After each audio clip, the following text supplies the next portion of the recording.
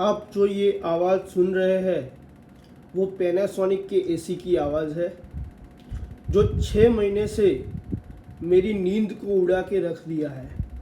मैंने इस एसी को रिलायंस डिजिटल से लिया था और काफ़ी सारी कंप्लेंट करने के बाद कोई अच्छा रिस्पॉन्स नहीं मिल रहा है और इसका रिजोल्यूशन नहीं आ रहा है। अभी मुझे इसका सिर्फ रिफंड चाहिए। ये बहुत ही ख़राब एक्सपीरियंस रहा